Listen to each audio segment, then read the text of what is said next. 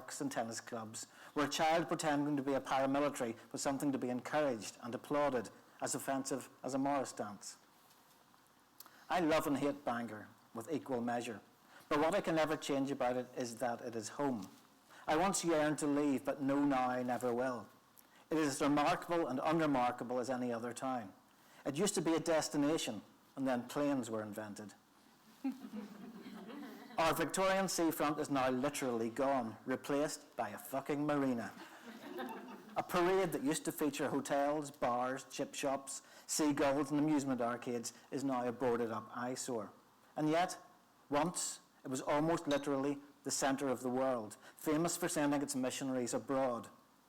Legend has it that Altus, the Roman centurion at Golgotha, at Calvary, the soldier who said, "Truly this man is the Son of God," was an Irish mercenary who fled Bangor because he heard about the plans for the fucking marina.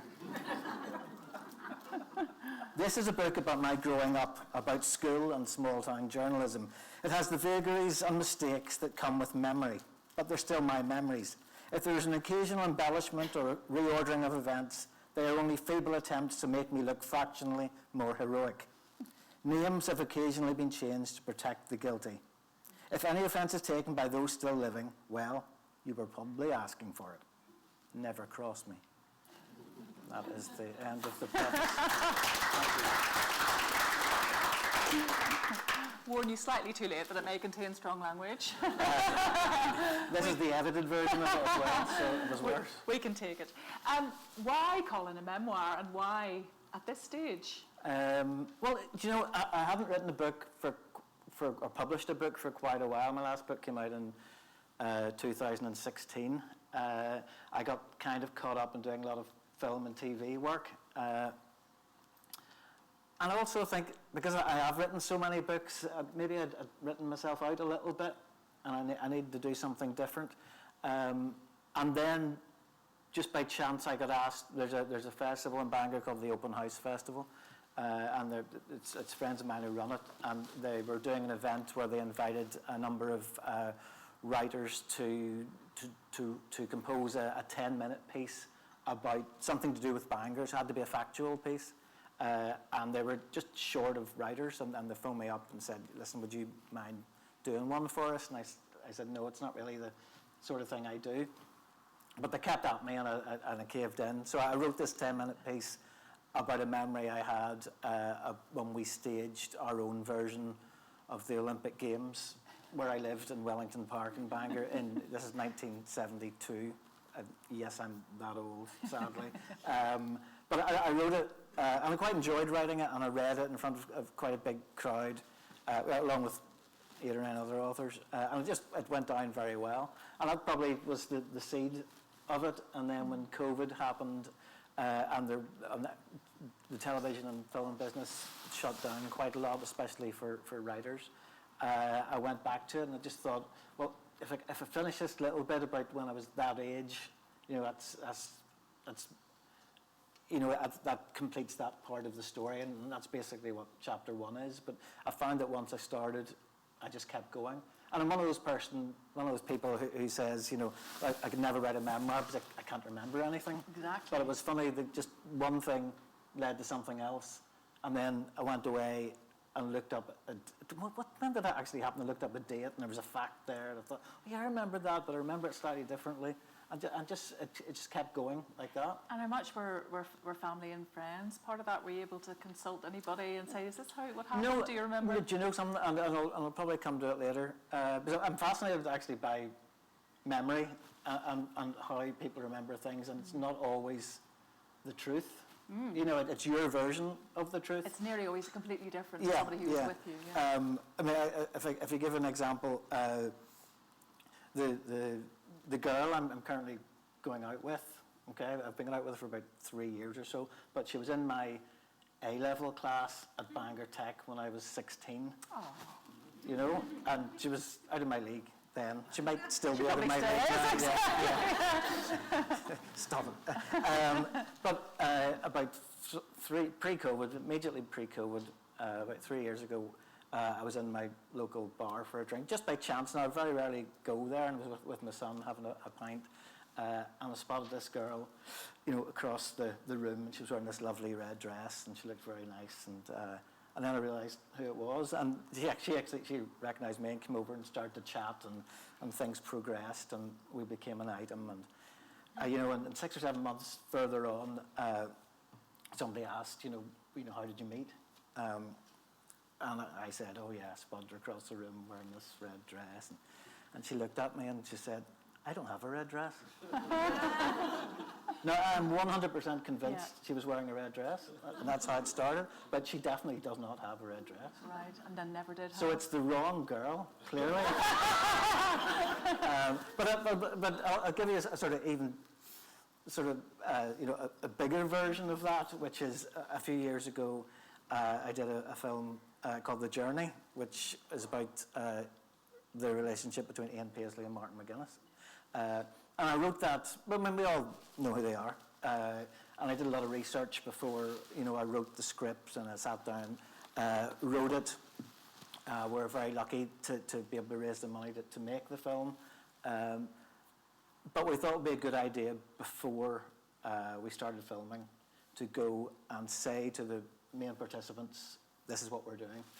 So Martin McGuinness, and now Ian Paisley had passed by this stage, so we went and saw his son.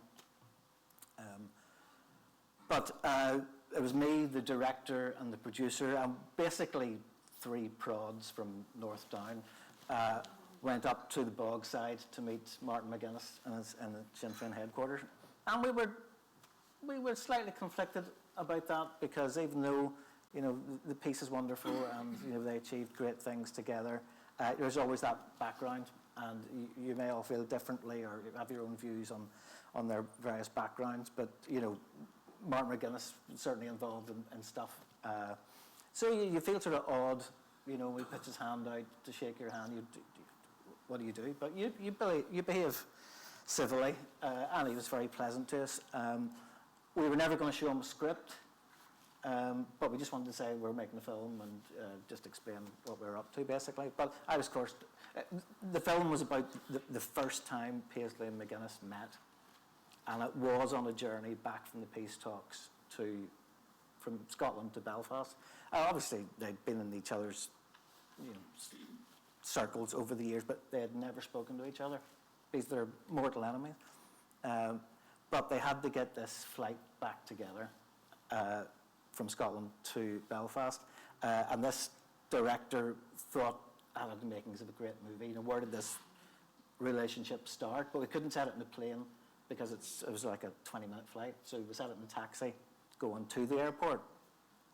But I wanted to know from both of them, what actually happened, because I'd written my version of it. So I said to Martin McGuinness, can you tell me what happened the first time, this historic first time you spoke to Mr. Paisley? And he said, oh, nothing really happened, I just said hello. I was going, yeah. Next day, we went and met Ian Paisley Jr., and I said the same thing to him, because he was on the flight. And I said the same thing, what happened the first time your dad met Martin McGuinness? And he said, oh, they're going like a house on fire, they were telling jokes, they were laughing. So 2 completely different memories of what happened. And so where's the truth? So who's to say my version of it isn't right? Exactly. So, that's, I just think it's fascinating. People, how is history written? So, and I think so many people have stories they tell each other, and they pass down to their sons or daughters, but gradually they disappear. But to be able to put it down in a book, which hopefully won't disappear, at least for a few years, I quite enjoy that. Yes, it's lovely.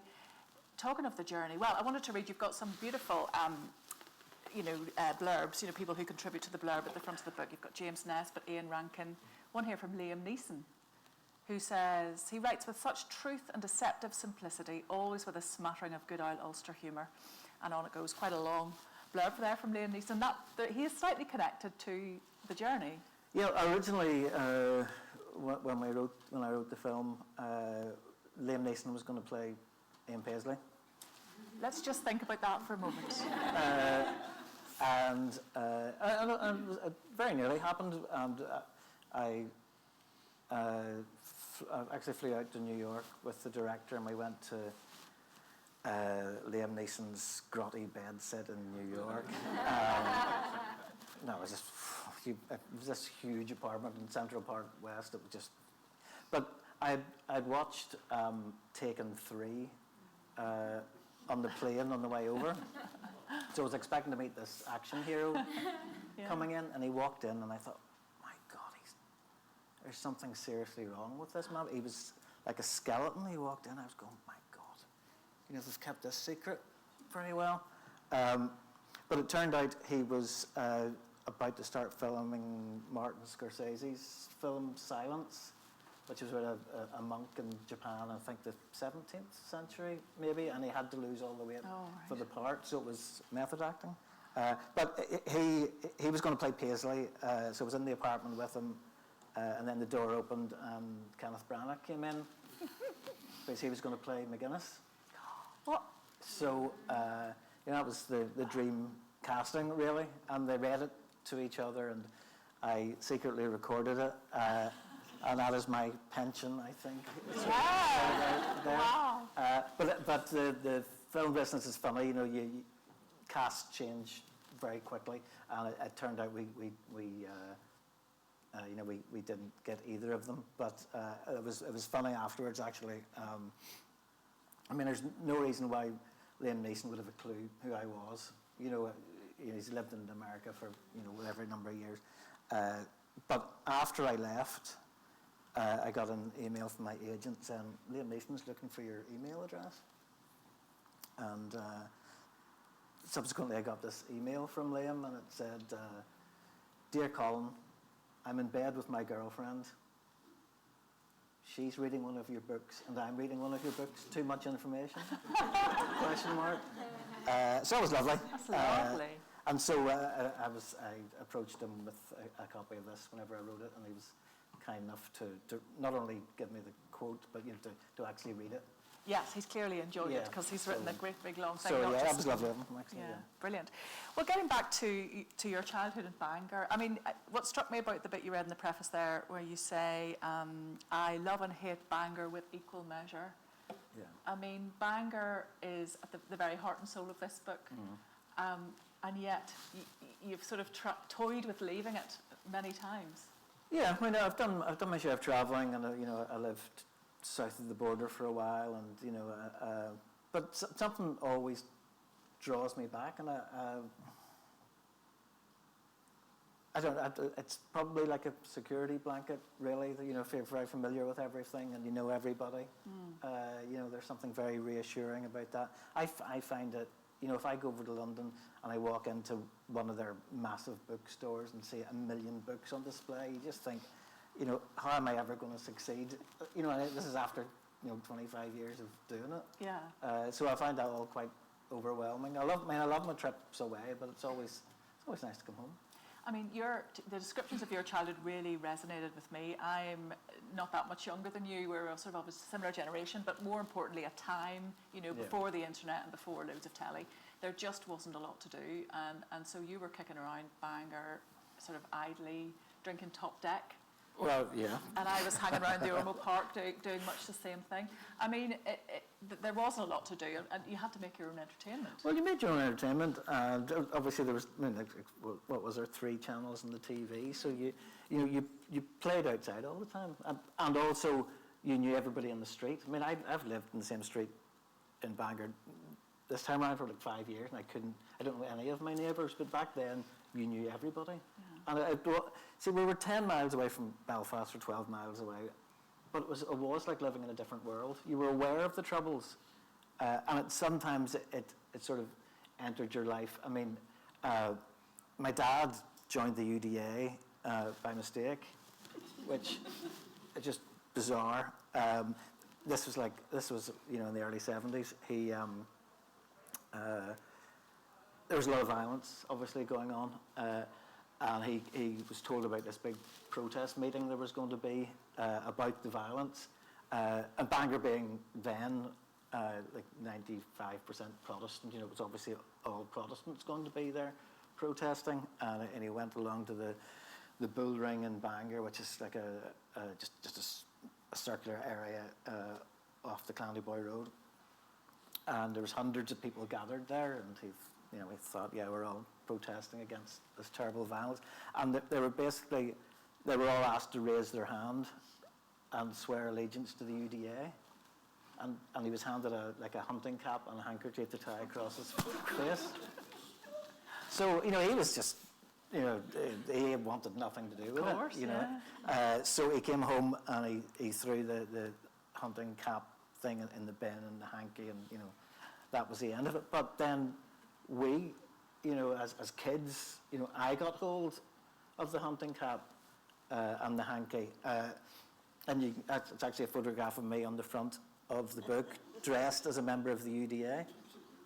And we went out into Wellington Park, where we lived, and we stopped traffic. Literally stopped, a gang of us dressed as the UDA.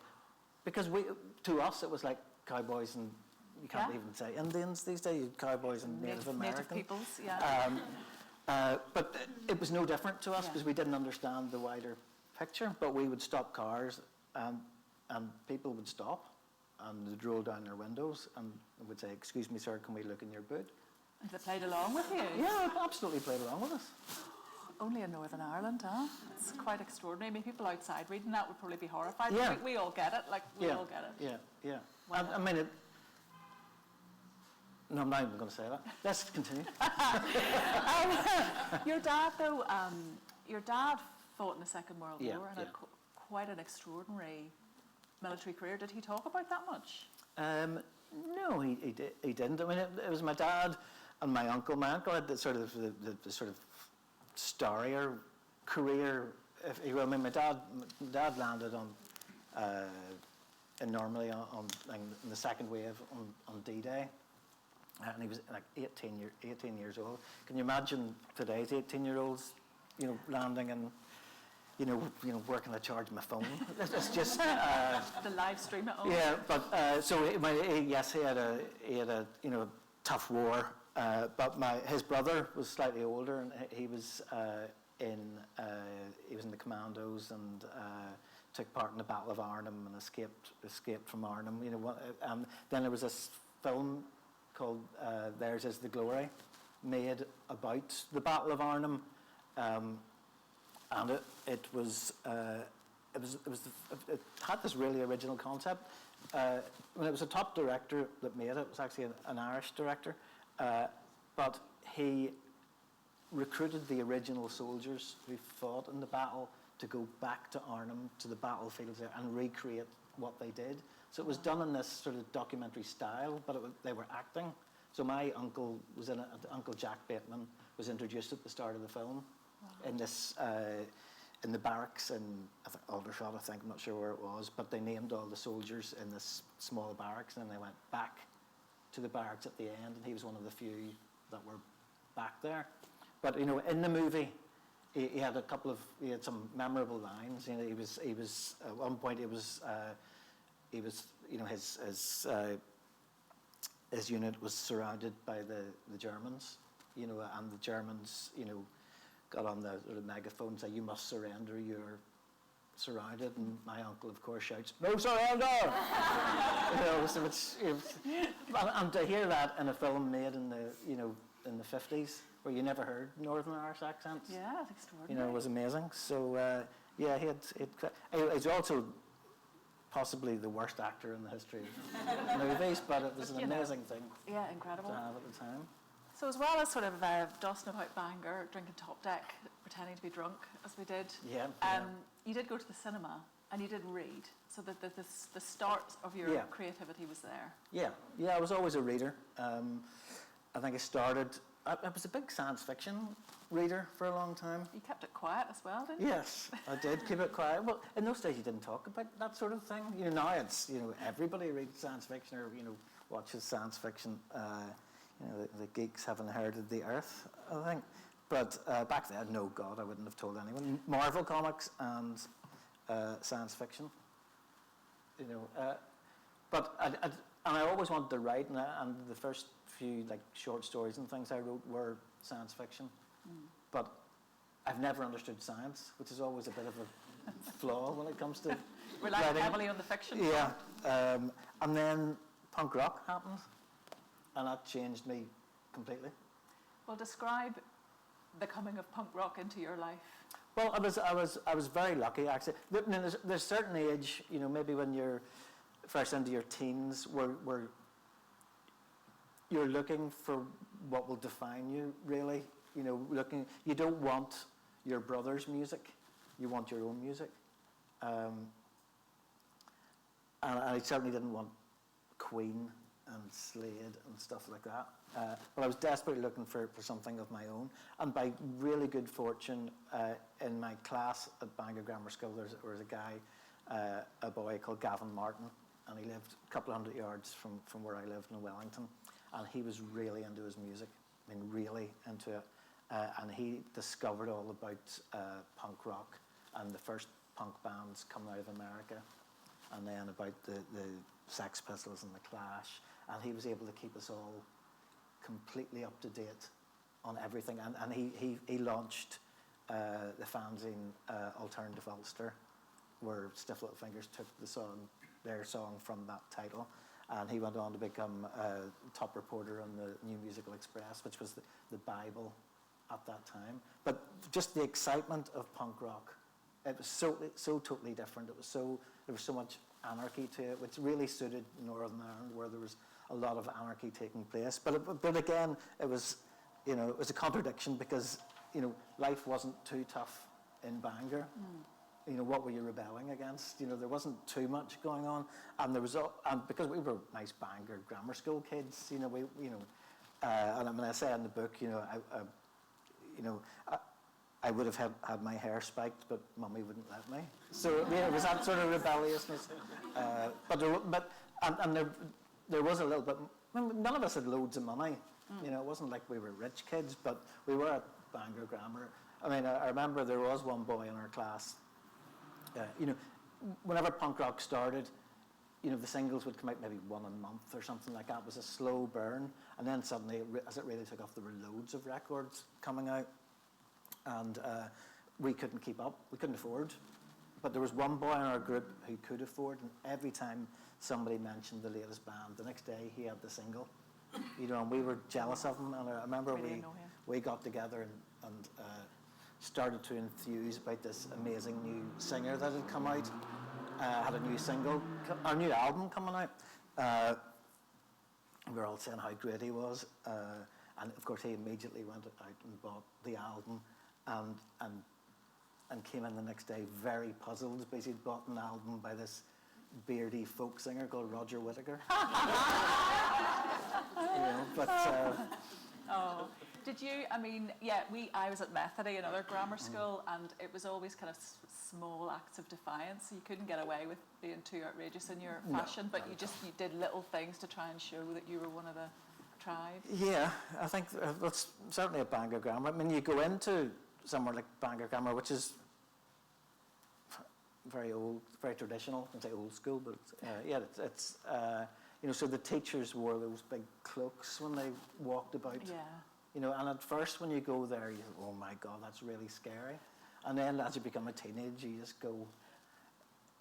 And the thing is, they would sweep down the corridor, and we would all just spit on the back of their cloaks. And spitting was a very punk thing. Indeed. But it was also like who can, dare you to do the worst you can. But just people. Well, we used to call it grotting. I don't know if that's a widespread expression, but it was disgusting. But it was just, punk's not dead. Yes, forever spitting on the vice principal. So you were writing short stories. Were you showing them to anybody at this stage at school? No, I never or showed. Even, were teachers encouraging at this point? No, I didn't really enjoy Bangor Grammar School at all. And of course, I was very quiet, and writing wasn't really something you talked about. So no, I didn't show anyone at all. I was I was typing away at home. My parents got me a typewriter for Christmas, and it was, I remember it was like a Chad Valley typewriter, so it just didn't work. It just Okay, big, for kids. splodgy, and I complained terribly about that, and they eventually got me my own sort of manual typewriter, so I was hammering away at home writing these science fiction epics. But there was never any expectation of being published. You know, that was like proper smart grown-ups did that. You know, so I never, I mean, even writing the first novel eventually, there was never any expectation of it being published, you know.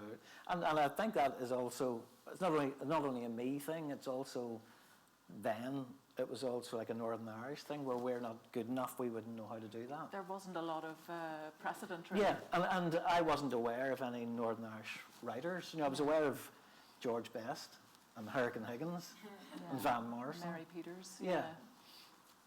So, you know, I had no real aspirations. Well, let's talk about how that came to pass then, because from school, you left school quite young, you didn't go into third level education. No. Was there any inkling that you might, or did you want to? Or? No. In fact, nobody in my family's ever gone to university.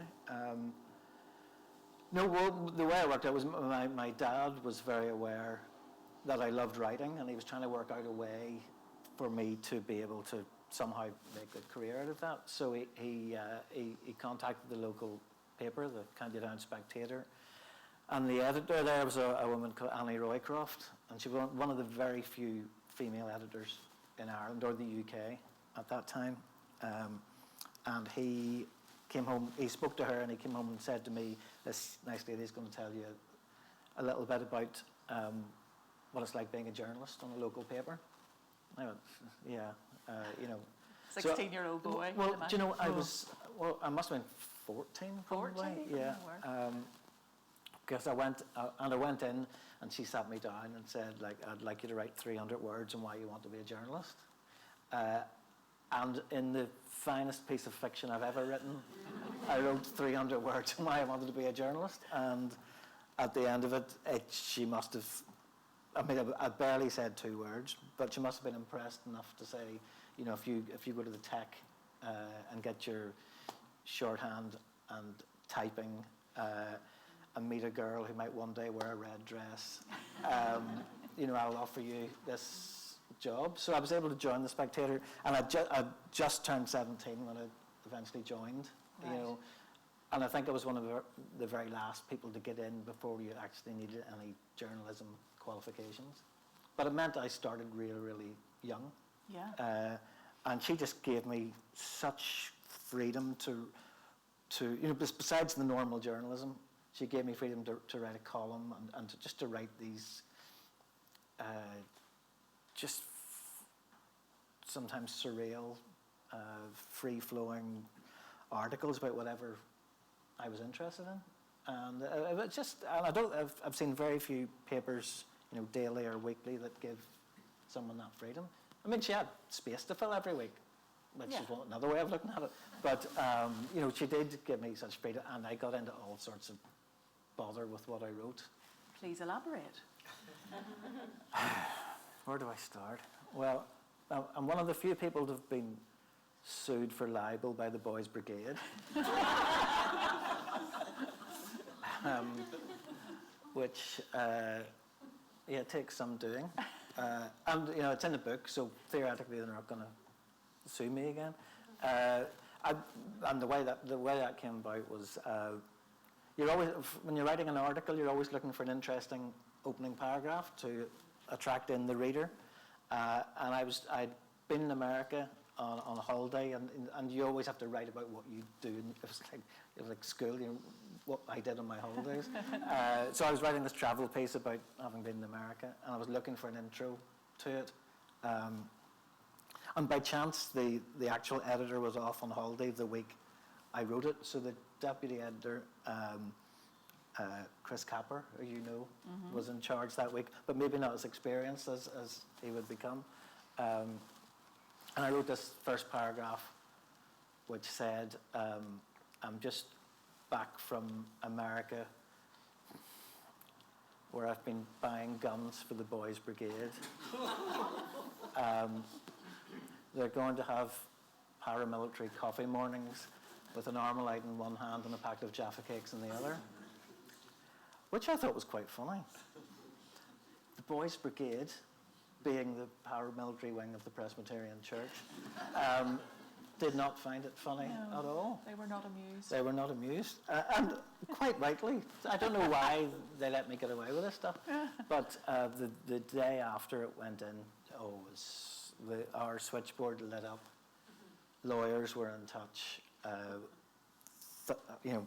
Hundreds of parents saying, "My little Jimmy's going to be killed because you wrote this about the BB," and it was an interesting few weeks. You also had a bit of a run-in with the Kilcooley strollers. Well, yeah, I mean, I don't know if anyone knows Kilcooley in Bangor, but it's a big housing estate. It was built in the sort of late 60s, early 70s, but it was really to get a lot of the people out of troubled areas in Belfast came down. But sometimes when you move people from troubled areas, you move the trouble with them. So there was a lot of paramilitary activity in Kilcooley. So there was the UVF and the UDA and, the Red Hand Commando and the Kilcooley Strollers, who were a sort of dance troupe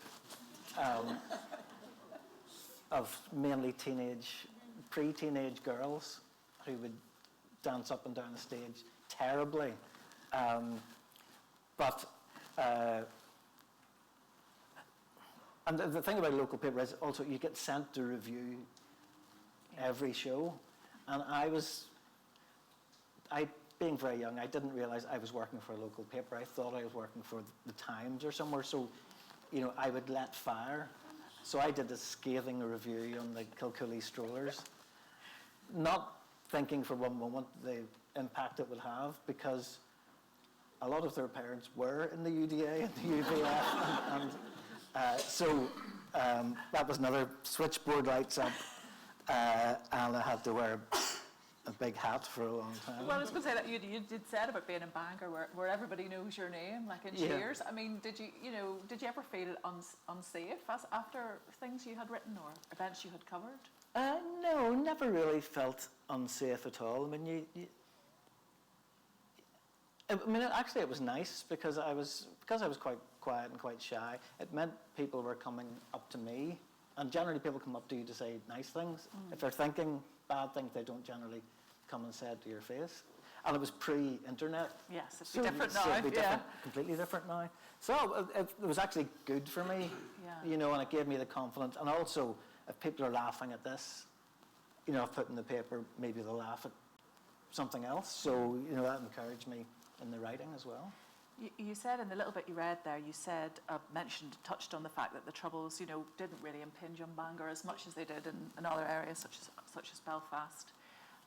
But, impinge they did, and there were some atrocities in Bangor. There was, a judge shot dead. There were other terrible things. Because they were fewer, was it more intense in a way? Was the experience more intense? I think it was. I did an event in Bangor there a few weeks ago, and Maggie Taggart was on the panel I was on as well, and she was talking about, during the worst of the Troubles, they'd have a bomb on Friday night in Belfast, and by Monday everybody had completely forgotten about it because another one had come along. Yeah. But we had a bomb, in 1992. I'm still talking about it 30 years later, because there were so few and far between. And certainly the bomb in 92 had a big impact on me, because by 1992 I'd been at The Spectator for quite a few years. I'd left for a while, and I'd gone back, and I was deputy editor of the paper.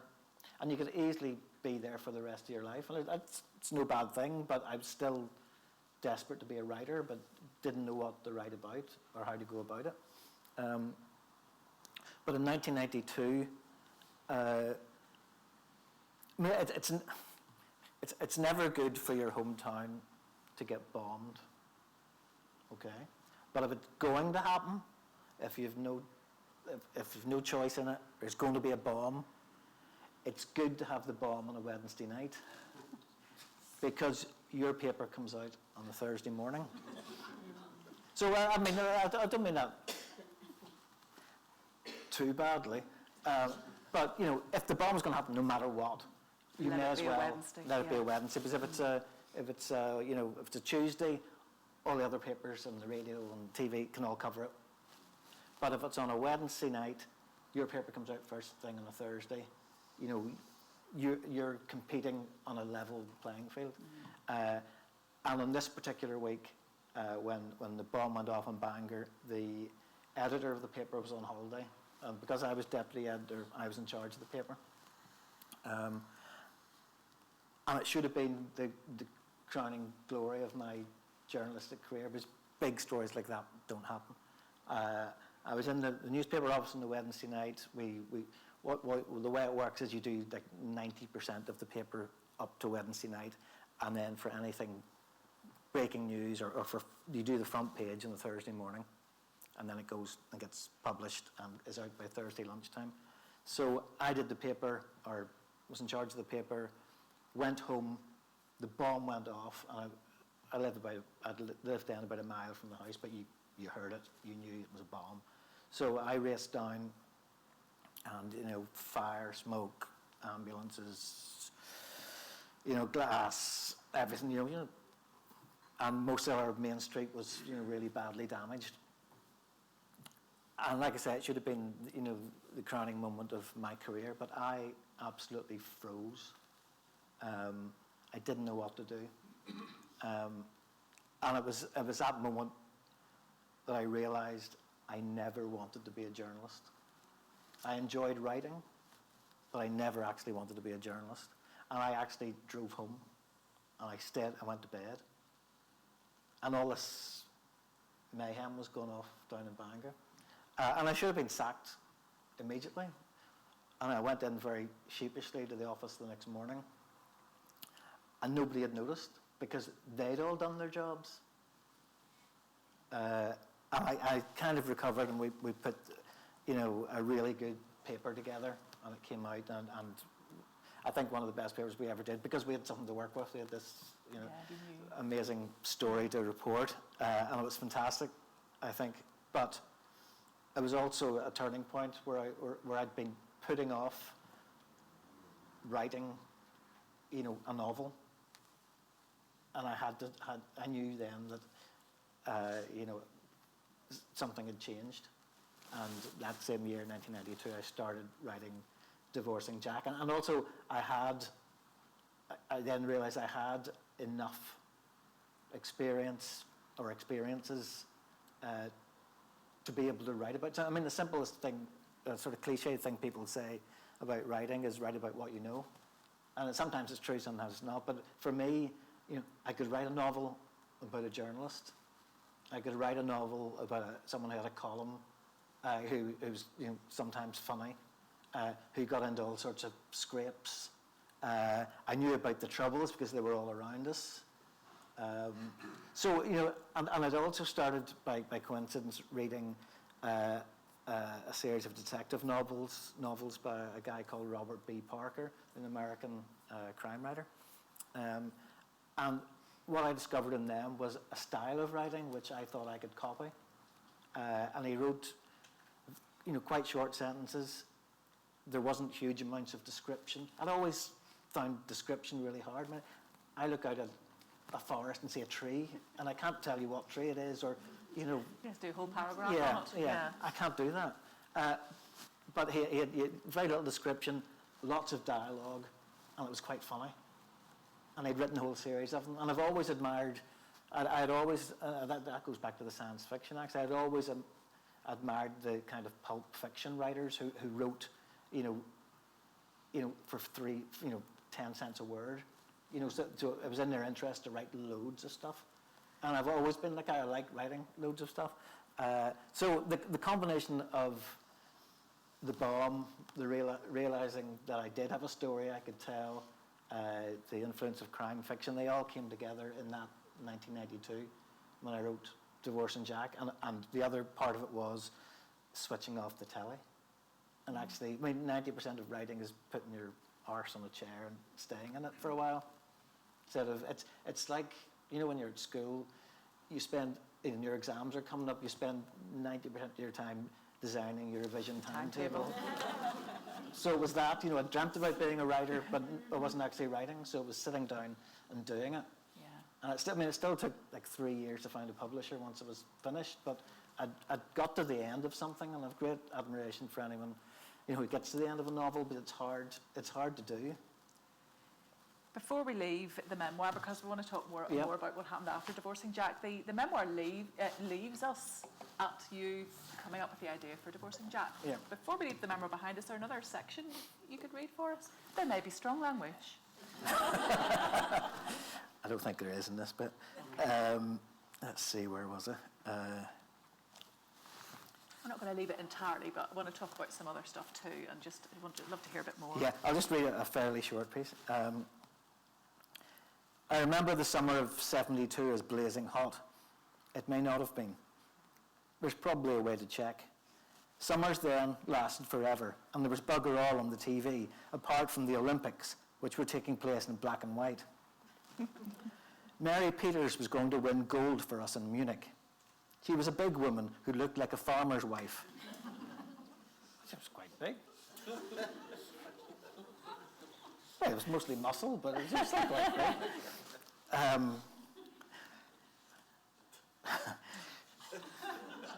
She didn't break off like that. Anyway, she was a big woman who looked like a... Just repeat it. That's Dame Mary you were talking about. If she's here tonight, I would like to... with apologies to lovely Dame Mary. She was a big...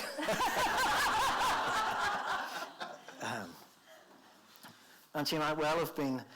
there's probably a way to check. She was going to win the pentathlon. Nobody quite knew what a pentathlon was, but it sounded like a good thing to win. As part of it, she threw the shot put.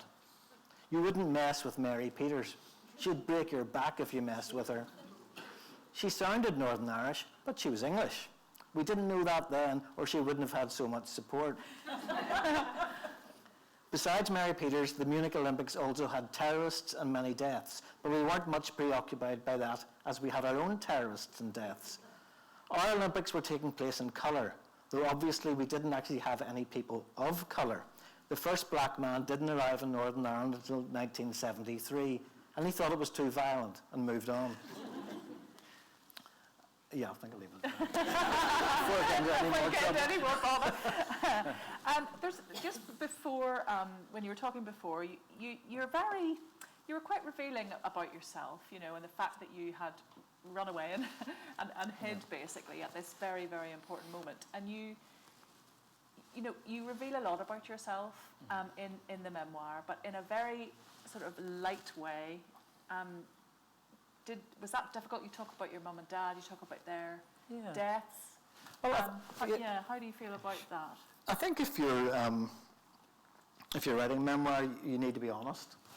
You know, it would be easy to write one that was just funny stories, but I think people would lose interest in that. I think you've got to, you know, be able to relate to the character and the experiences he or she has in order to find those stories funny. And I find it's difficult to resist a good line, you know, when it comes up. And sometimes it's, again, complete fluke. My mum was born in a house in High Street in Bangor, which I think I only really discovered while I was writing the memoir. You know, I knew she was from Bangor, but didn't realise she actually lived in High Street. And the house she was born in is now a beautician's, and it's called Breathe. And I couldn't resist saying, which she is now unfortunately not able to do. But that's what I mean. Sometimes lines like that jump out and you think, well, should I use it? Am I being disrespectful? You know, but I think she would have appreciated it. It's one of those, when I read it in the book, you sort of go, oh, he's actually said that. But I mean, that's what's, you know, it's very strong and it's striking. And when you do strike a real emotional tone, it's all the more impactful for that. Yeah. And of course, because I'm writing about family, it's they're going to be, those of them who are still around are going to be sensitive to what I write. My brother's with me here tonight, and there's quite a bit about my brother in there. Or Boker, as we well, my brother's, he's hiding his head now.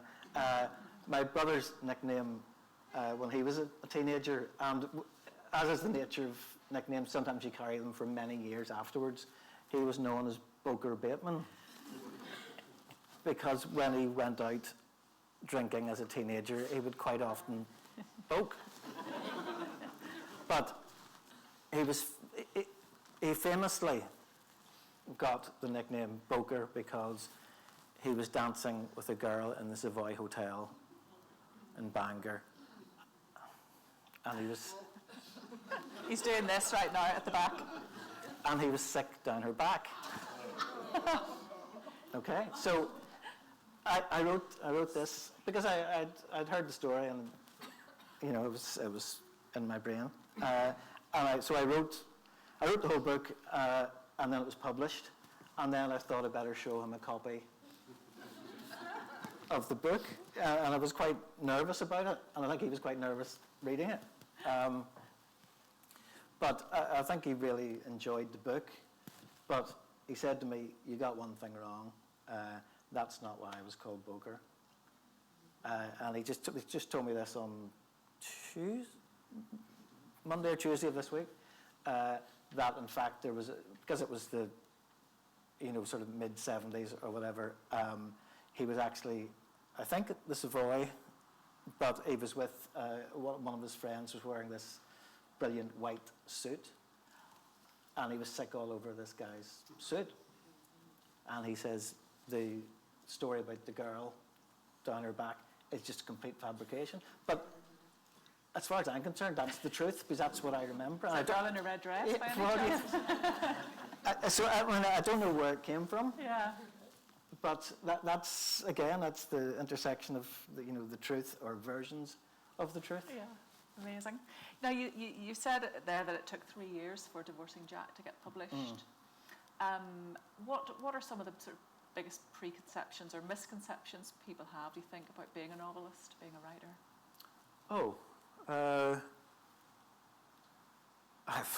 I don't know. Do people imagine?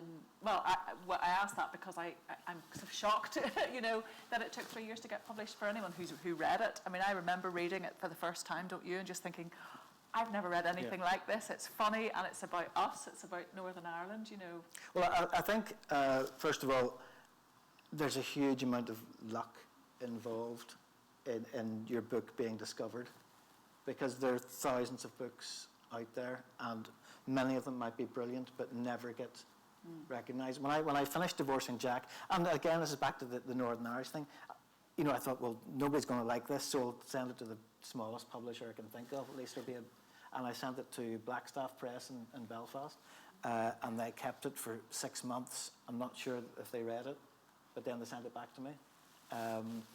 I sent it to Poolbeg in Dublin, and they read it and quite liked it, but said there is no market for a unionist thriller.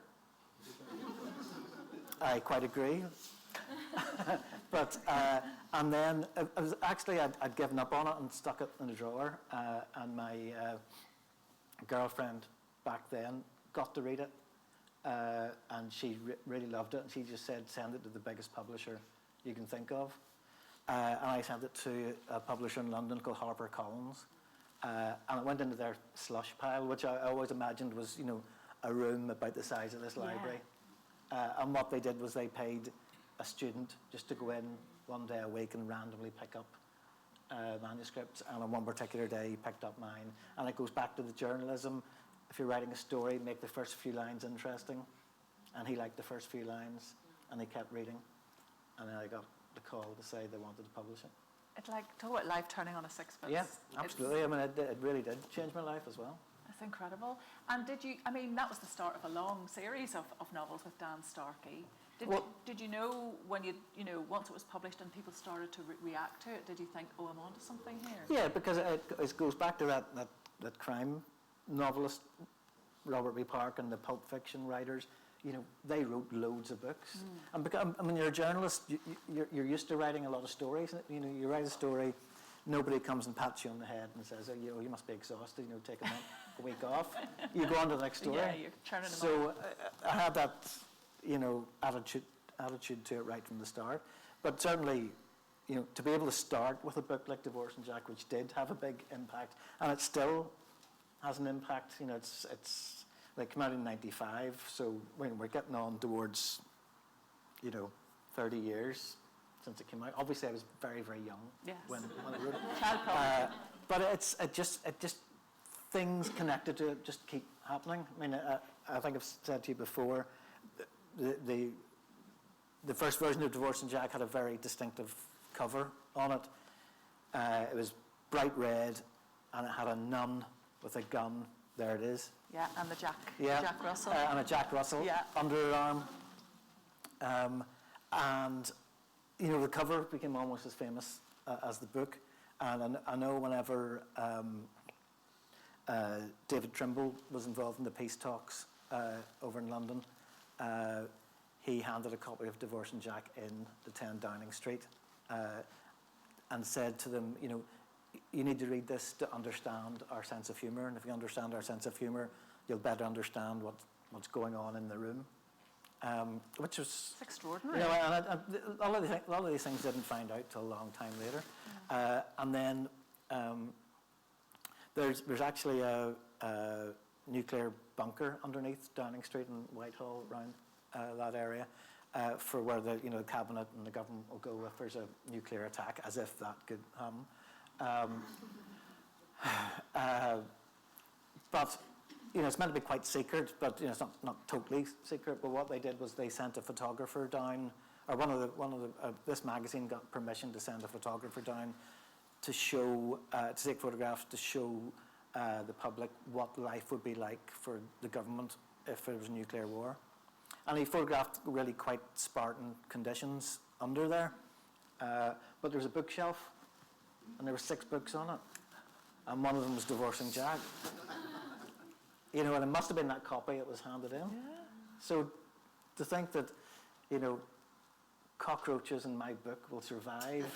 Nuclear apocalypse. Yeah. And then if you fast forward another number of years, I was reading the Times one Saturday morning, and I saw my cover, that cover on page 3 of the Times. And my first reaction was, what have I done? What have I been caught doing? But it didn't have the title, and it didn't have the author's name. It just had the image. And what had happened was there was a woman from the Midlands called Sally Ann Jones. I don't know if she was a fan of the book or just liked the image, but she was she used to play in a punk band, but whatever went on in her life, she converted to Islam, and she was radicalized, and she moved to Syria, and she joined ISIS, and she became ISIS's top recruiter of women, sort of attracting them there from all over the world to marry the fighters over there. And she also ran a battalion of female fighters out there, and she used the cover of Divorcing Jack, the image, because the nun's habit looks a bit like a burqa, and she's holding a gun. And she was very active in social media, so she used this as her calling card. And so it appeared all over the world, hundreds of newspapers. Like I said, she was very active, and she engaged in conversations with journalists and things like that, but always pushing the Islamic Republic message. So it was very surreal to think that something I'd created was being used to attract many women to their deaths. And in fact, she herself was killed by a US drone along with her son in Syria. So, it's just bizarre that, the book has had such a big impact on my life in so many ways. Things take on a life of their own, Yeah, really, a little bit. yeah. But you're using this story, aren't you, Well, as yeah. a basis for something? Well, I've written, well, sorry, I should say the Sally Ann Jones was known as the White Widow. So I've now written a book called White Widow, which is a very fictionalized version of what happened to her. But it's a thriller, and it's about, you know, if I had actually known her, you know, if I'd grown up with her and she'd become radicalized and she'd use my cover, you know, if in the book I'm you know, the main character's a writer, you know, how would that connection work? And is there something more sinister to it if we're still in contact with each other? So I've written that, and it's doing the rounds of publishers at the moment, so we'll see what happens. You've said that you write fast. You've also said that you don't really plot.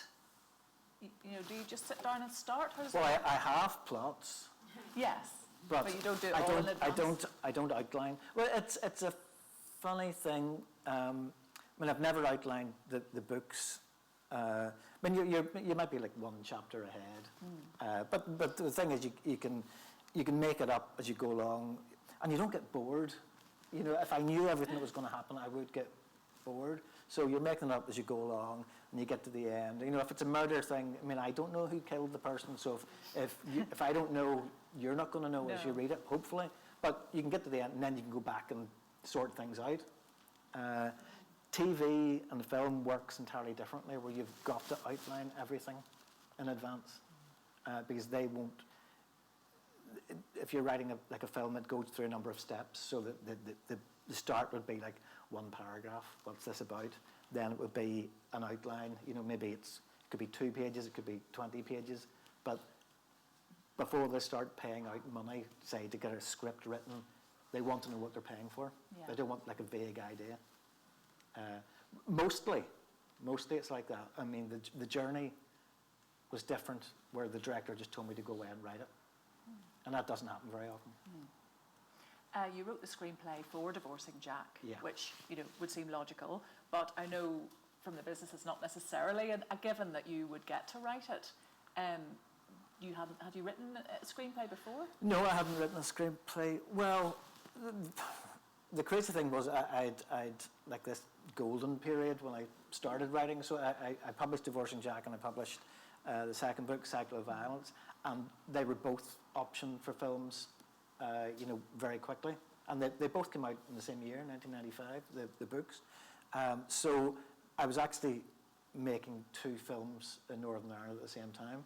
And very few films have been made here. There'd be lots of films made about Northern Ireland, but they were generally like shot in Manchester or Liverpool or somewhere, because it was considered safer to do it there. So I found myself in 1997, I think it was, with 2 films filming at more or less the same time. And I was able to write the screenplays for both of them. Initially, I turned down doing Divorcing Jack, because even though I'm this huge movie buff, I mean, I love my films, and I had loads of screenplays sitting at home. So I knew the format and things like that. But when they came to me and said, "Do you want to adapt this into a screenplay?" I went, "No, I wouldn't know how to do that." And again, it's maybe that Northern Irish thing. Oh, I wouldn't know how to do that. But originally it was going to be a 3-part TV thing, and they got a writer called Michael Chaplin to write the scripts. And it was only when I read the scripts that I realised, well, actually, I do know how to do this, because I would do it differently, I don't think. And the scripts were fine, but they just weren't the book either. But that fell apart, and then they came back to me a few months later and said, "Are you interested now?" And I went, "Yes, I am." You know, because I'm love my films, and I love reading the history of films, I know how badly writers can be treated by, you know, the film business. But Divorcing Jack was certainly a great experience. Cycle of Violence was made at the same time. It briefly made Rathfriland the centre of the world film industry, which is claim to fame. But it was a much lower budget film. And if anyone's read the book, Cycle of Violence, spoiler alert, you know, there isn't a happy ending, okay? So the two main characters die at the end. And I wrote this in the script. And it was the director was a guy called Henry Herbert, who was again, I didn't realise this at the time, but long after the film wrapped, I saw his picture in the Daily Mail, and I thought, what's he been caught doing? But it turns out to have been like a cousin of the Queen or Princess Diana, I think it was, right. and he had this huge estate in England. But he was a lovely guy, but he was, because it was low budget, he was staying basically in his bed sit on the Lisburn Road, I think it was. And I'd written the script, and he was reading it, and we got to the end of it where they both died. And he said, no, we can't have that. And I said, but that's what happens in the book. And he said, I know, but we need to have a happy ending. And because I was quite new to all this, I said, no, but you know, it's the book, you know, it ruins the whole story. And he said, well, put it this way, either you can write it, or we can bring in another writer to write it. Oh. You know, and so you've got that It's an awful choice. dilemma, yeah. Yeah. So I mean, I wrote it, and I don't think necessarily it was wrong. And I wasn't rewriting the book. The book is still the book. Yeah. And that's the difference. It's a You know, the different books thing. always stay. Yeah, The books. that's true. Listen, there's tons more to ask you, but we've a few minutes left. I wanted just to see if anyone had questions for you. If not, I have millions more. But I wanted to give you a chance to put a question to Colin, if you'd like to. What about the lady with divorcing Jack? Do you have a question? I sort of would need a one-to-one for quite a long time. Well, I don't know how busy you are, Colin. There is one question. Yeah. And it's about divorcing Jack. Yeah. And we went to see the movie in the Strand Cinema. Right. Yeah. And it's the bit where he's had his, as it turns out, one-night stand with whatever her name is, I Yeah. can't remember. And he goes out for coffee or something, he comes back and she's stabbed to death in the Yeah. bed. Yeah. And he panics and he runs down the stairs. Mm-hmm. Now that's not, and on his way down the stairs, he bumps into this wee old lady, headscarf tied underneath, bag of shopping, and basically she falls down the stairs and breaks her neck. Yeah. Okay. I started laughing in the Strand Cinema, and I went on, and I could not stop. I could not stop, to the point where my husband was saying, okay, that's enough, you have to stop now. That's not what happens in the book, and why did you change it? Do you know, I can't remember what happens in the book. There's been a lot of books. It was for very important artistic reasons. I prefer not to disclose right now. Yes. It's very visual, obviously. A bit Yeah. more visual than Yeah. the visual What guide did in happen in the book? It was quite tame. Was it? The book version's quite tame. Right, okay. which You need I to think go is home and very read. Well, luckily I wrote the screenplay, so I can claim ownership of that. But no, seriously, No, Can't actually, remember. it's quite comforting that Yeah. you wrote the screenplay because, Yeah. you know, to find such a major difference. that one wasn't imposed on me anyway. I think it must have been done for some reason. You must have thought it was a better way to go. Yeah. Yeah. Yeah, yeah. Get off the city road home. Exactly. Roll down the stairs. Any other questions? Do you write, oh sorry, Let's have the lady there. Yeah. do you write straight away, or do you write it and then rewrite it? Well, there's always rewriting that goes on, but I think because I was a journalist and I was a sub-editor on the newspaper, I'm used to editing things and making them better, and then you move on to a different story. So essentially the books that I deliver are first drafts. So there aren't like 24 versions of the book, but that's because I've edited as I go along.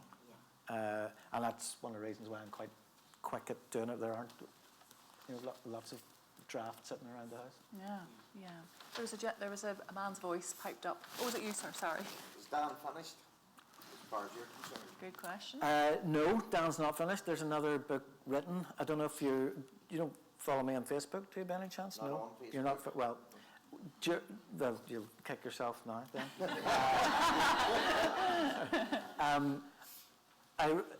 What happens sometimes is if I go away somewhere, and spend a bit of time there. And then I come back and I'm looking for a story to tell. I'll write a book in that setting. And a few years ago, I was out in Los Angeles doing some work, and I'd been there for a week or two. So when I came back, I thought that's a good setting for a Dan Starkey book. So I came up with this idea for a book which is called Bone Games, and it's basically about an Irish actress who has a bit part in it's basically Game of Thrones, but it's like a fantasy thing shot here, and goes to LA to try and become a star, but disappears, and Dan Starkey goes out to is asked to go out to LA and look for her. So he has this whole adventure around Los Angeles, and I wrote that, and then my last novel came out in 2016. But and they say a week's a long time in politics, and in publishing terms, it's a long time to wait. So I don't currently have a publisher. So I had this book sitting at home. It's before I wrote White Widow, so an entire novel, Dan Starkey novel. So during COVID, what I did was I serialized the book on Facebook, and I published a chapter every day for a month. Just for free, and it seemed to go down quite well. But then, in case you're thinking of joining Facebook, I took it down. I was going to say, we still get it. Yeah, but it's currently with the publisher along with White Widow, so I'm quite hopeful that it'll be out. But again, it is a slow business, so it could be another year before it comes out. So yeah, he will go on. I don't get tired of doing them, because I love doing them, but yeah, sometimes it's just good to have a break between things. I know that you're working on a number of things. Again, this is the incredible thing to me, that you're able to keep all these different projects on the go. You're writing something about Fidel Castro? I've written. You should understand when you work in TV and film that 99% of what you write is never going to get made. And that's the frustrating part of it. So when I wrote The Journey, pre-The Journey, I was kind of put in this box, which was comedy crime, and you don't get offered anything else outside of that box. And the director of The Journey, in fact, the director of The Journey contacted my agent and said, he needed a writer for this idea he had about Paisley and McGuinness. It was just like a one-line idea. My agent contacted me and said, dear Colin, this Hollywood director wants to make a movie about Paisley and McGuinness. We think you'd be perfect for it. Are you interested? But she'd forgot to delete the history of emails underneath. And she'd offered it to every other writer. I've had that too. It's awful. And not in Hollywood. I mean, she was mortified whenever she discovered. But I said yes, and it turned out to be a director I'd met 17 years before, and he knew my stuff, and were able to write it. And I've forgotten what the question was originally. No, it was, I have too, but I loved all of that. It was it's such a fascinating insight into the way things work, isn't it? Because you kind of think, oh, you're Colin Bateman. I mean, you can just pretty much do what you want, but it's not. Wait, sorry, work it was Fidel Castro. Oh, yes. Yeah. So what The Journey, and then I did a movie called Driven about John DeLorean, which is on Sky if you need to look it up. And that kind of opened up the world of telling almost true stories. So I've done one about Fidel Castro. I've done one about the British spy, George Blake. I've 2 or 3 others in development, which are true stories. But I don't really like talking about them because the chances are they might never get made. Yeah, I know. It's just incredible. Which is what's great about having a book out, Yeah. because nobody wants to go and meet a screenwiter, but Yeah. the books you get to meet. People have really missed doing this sort of thing. The book's only just out really, but people have read it and spoken to you about it. How have you found people respond to it? What do they say to you about Well, it? so far, there have been no legal implications. Dame Mary Peters hasn't been on. No, that's the least of it, I'll tell you. But Yeah, it's gone down very well, and it's actually, I live about 20 yards from the newsagents in Ballyhome and Bangor, and they're selling the book. So every time I go into the shop, there's a big pile of my books sitting there, which makes me feel good. But the guy behind the counter said to me, do you know, if I had £1 for everyone who came in and bought a copy of the book and said, do you know he lives around here? That's so nice. Do you think you'd be the writer you were today if you had not grown up in Bangor, if you'd grown up in the city? Or? No, I think I would have been entirely different. If I'd grown up in Belfast or in the sort of tougher areas of Belfast or Londonderry or somewhere, yeah, I think. But you didn't grow up with fear. You weren't intimidated. You know, there wasn't bombs going off all the time.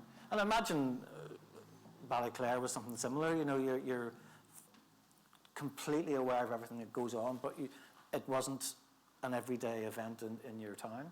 Yeah. You know, and I think that does make the difference. Well, the book is an absolutely wonderful read, as I'm sure you all know There are some copies already. available if anyone wants to buy it. Exactly. It's Thunder and Lightning, a memoir of life on the tough streets scored out, as you can see, cul-de-sacs of Bangor. It's really wry and funny, as you can imagine, but very insightful, and there's just loads in there that we haven't even touched on tonight. There's just heaps and heaps in it. So thank you so much for joining us, and thank you, Colin, for sharing your stories with us. My pleasure, thank you. And for working at the rate that you do. Please, everyone, thank Colin Bateman. Thank you.